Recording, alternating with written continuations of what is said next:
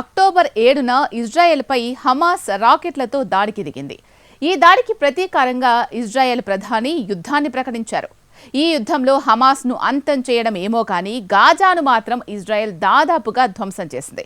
ఇప్పుడు లెబనాన్పై ఇజ్రాయెల్ కన్నేసింది. సైన్యాన్ని ఉత్తర ఇజ్రాయెల్ దిశగా తరలింపునకు సిద్ధమవుతోంది. అయితే లెబనాన్తో యుద్ధం చేయడం అంత ఈజీ కాదు అంటున్నారు నిపుణులు. లెబనాన్పై యుద్ధానికి దిగితే ఇజ్రాయెల్ భారీ విధ్వంసానికి గురికాక తప్పదని హెచ్చరిస్తున్నారు. అయితే ఇరు దేశాలు యుద్ధం దిశగానే వెళ్తాయా? హిజ్బుల్లా హమాస్ కంటే శక్తివంతమైందా? ఇజ్రాయెల్ ప్రధాని నెతన్యాహు మొండిగా యుద్ధానికి వెళ్తున్నారా? Was the story. Lebanon Hezbollah war అడుగు దూరంలో ఉందా? గాజా వార్ను ఇజ్రాయిల్ ముగిస్తుందా? హిజ్బుల్లా ఇజ్రాయిల్ యుద్ధం ఎలా ఉండబోతోంది? హమాస్ ఇజ్రాయిల్ యుద్ధం వారం రోజులుంటే 10వ నెలలోకి ఎంట్రీ ఇవ్వనుంది. ఇప్పుడు ఈ యుద్ధం మరో మలుపు తిరగనుంది. ఇజ్రాయిల్తో పోరాటానికి లెబనాన్లోని హిజ్బుల్లా సిద్ధమవుతోంది. ఈ సమరానికి మరెంతో దూరం లేదు. ఏ క్షణంలోనైనా యుద్ధం మొదలయ్యే అవకాశముందని నిపుణులు అంచనా వేస్తున్నారు.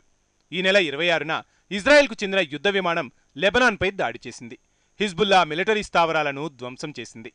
దక్షిణ లెబనాన్లోని మరిన్ని ప్రాంతాల్లోనూ ఇజ్రాయిల్ దాడి చేసింది. ఈ దాడి ఒక్కటే కాదు, ఇరు దేశాల సరిహద్దు వద్ద కొన్ని రోజులుగా తీవ్ర ఉద్రిక్తతలు నెలకొన్నాయి. తాజా దాడులు మరింత పరిణామాలను తీవ్రస్థాయికి చేర్చాయి.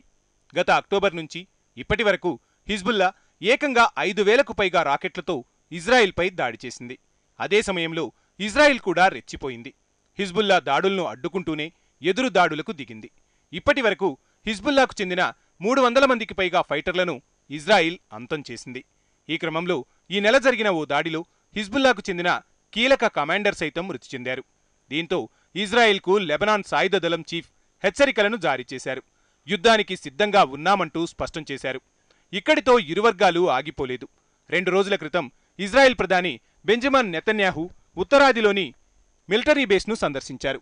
అక్కడ కొందరు రిజర్వ్ సైనికులను కలిశారు.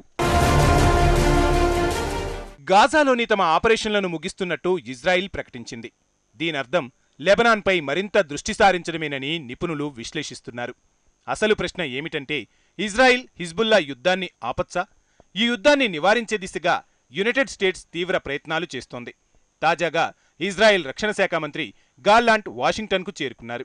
ఆయన అమెరికా రక్షణ శాఖ మంత్రి లాయిడ్ ఆస్టిన్ను కలిశారు. ఇరువురు మంత్రులు చర్చించిన అంశాల్లో హిజ్బుల్లా కూడా ఉన్నట్టు తెలుస్తోంది. హిజ్బుల్లా విషయంలో తమను రెచ్చగొడితేనే దాడి చేస్తామని ఇజ్రాయిల్ చెబుతోంది. తమ యుద్ధం లెబనాన్ ప్రజలతో కాదని ఇజ్రాయెల్ రక్షణ శాఖ మంత్రి స్పష్టం చేశారు. తమ యుద్ధం కేవలం హమాస్, హిజ్బుల్లా, వారికి మద్దతిచ్చే ఇరాన్ పాలకులపైనే అని స్పష్టం చేశారు. గాజాకు మానవతా సాయం అందించేందుకు తాను వ్యక్తిగతంగా కూడా కృషి చేస్తానని గాల్లాంట్ వెల్లడించారు. తమకు హాని తలపెట్టేవారిని తాము వెంటాడుతున్నట్టు ఇజ్రాయెల్ రక్షణ మంత్రి చెప్పారు. అనంతరం రక్షణ శాఖ మంత్రి మరింత పదునైన పదజాలాన్ని ప్రయోగించారు. ఇజ్రాయిల్ తలుచుకుంటే లెబనాన్ను రాతియుగం కాలాన్ని తలపించేలా అటాక్ చేయగలదని రక్షణ మంత్రి హెచ్చరించారు. అయితే ఇప్పుడు ఇజ్రాయిల్ చేయబోయే రెండో యుద్ధం ఎలా ఉండబోతోంది? ఇది ఎలాంటి విధ్వంసాన్ని సృష్టించబోతోంది? ఇక్కడ మనం తెలుసుకోవాల్సిన విషయం ఏమిటంటే, హిజ్బుల్లా అనేది హమాస్ లాంటిది అనుకుంటే పొరపాటే. హిజ్బుల్లా అద్భుతమైన శిక్షణ పొందిన సాయుధ దళాలు ఉన్న సేన. అంతేకాదు, వారి వద్ద ప్రమాదకరమైన ఆయుధాలు కూడా ఉన్నాయి. హిజ్బుల్లా వద్ద 150,000కు పైగా మిసైళ్లు, రాకెట్లు ఉన్నాయి.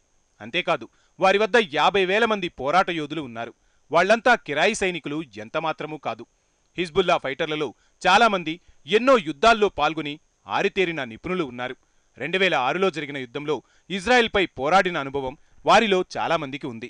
ఈ యుద్ధం ఒప్పందంతో ముగిసింది. అప్పటి నుంచి హిజ్బుల్లా తన సామర్థ్యాలను మెరుగుపరుచుకుంటోంది. వారం రోజుల క్రితం లెబనాన్ సాయుధ దళాలు ఓ డ్రోన్ విజువల్ను విడుదల చేశారు. హైఫా నగరంలోని సున్నితమైన ప్రాంతాలైన పోర్టులు, ఎయిర్పోర్టులు విజువల్స్ను చిత్రీకరించారు.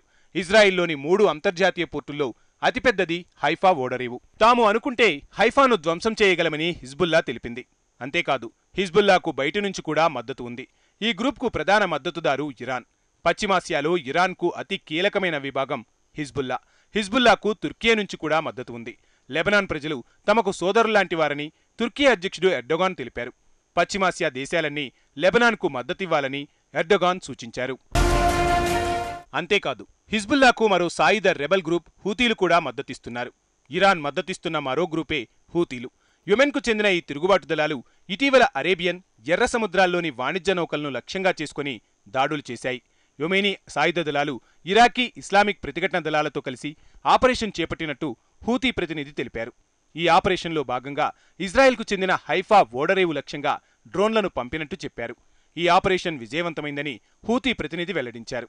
ఇక హిజ్బుల్లాకు మద్దతుగా నిలిచే వారిలో ఇరాన్ కూడా ఉంది. వచ్చే వారం ఇరాన్ కొత్త అధ్యక్షుణ్ణి ఎన్నుకోనుంది. తమ అధికారాన్ని సుస్థిరం చేసుకునేందుకు ఇరాన్ తహతహలాడుతోంది. హిజ్బుల్లాపై దాడి జరిగితే తెహరాన్ చూస్తూ ఊరుకునే అవకాశమే లేదు.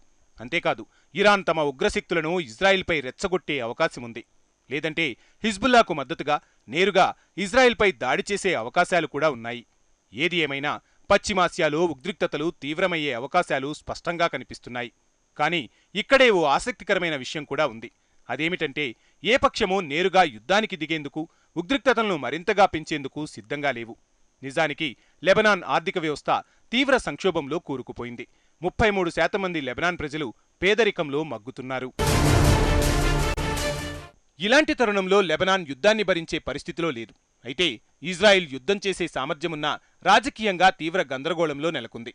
గాజా యుద్ధం విషయంలో ప్రధాని నెతన్యాహు అనుసరించిన విధానాలు ఇప్పటికే ప్రజల్లో తీవ్ర వ్యతిరేకత వ్యక్తమవుతోంది. నెతన్యాహును వేలాది మంది వ్యతిరేకిస్తున్నారు. హమాస్ చేతిలో బందీలుగా ఉన్నవారిని విడుదల చేయించేందుకు ఇజ్రాయిల్లో కొత్త సర్కార్ ఏర్పాటు చేయాలని డిమాండ్ చేస్తున్నారు. ఇలాంటి తరుణంలో నెతన్యాహు మరో యుద్ధానికి సాహసిస్తారా అన్న చర్చ జరుగుతోంది. లాజికల్గా అయితే ఇజ్రాయిల్ మరో యుద్ధం చేసే పరిస్థితిలో లేదని నిపుణులు చెబుతున్నారు. కానీ నెతన్యాహు వ్యూహాలు తరచూ లాజిక్కు విరుద్ధంగా ఉంటున్నాయి. తాను అధికారంలో ఉండడానికి ఎలాంటి ప్రమాదకరమైన ఆట ఆడేందుకైనా నెతన్యాహు సిద్ధంగా ఉన్నట్టు తెలుస్తోంది.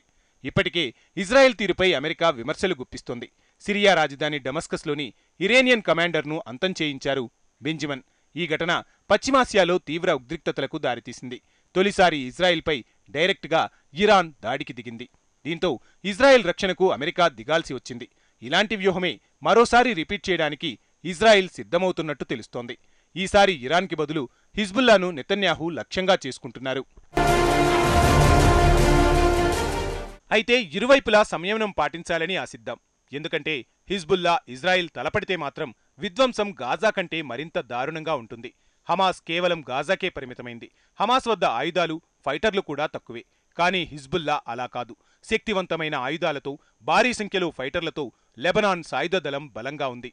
అందుకే యుద్ధాన్ని నివారించాలని అమెరికా యత్నిస్తోంది. అయితే ఈ పరిణామాలు ఎలాంటి టర్ను తీసుకుంటాయో ఇప్పుడే చెప్పటం కష్టం.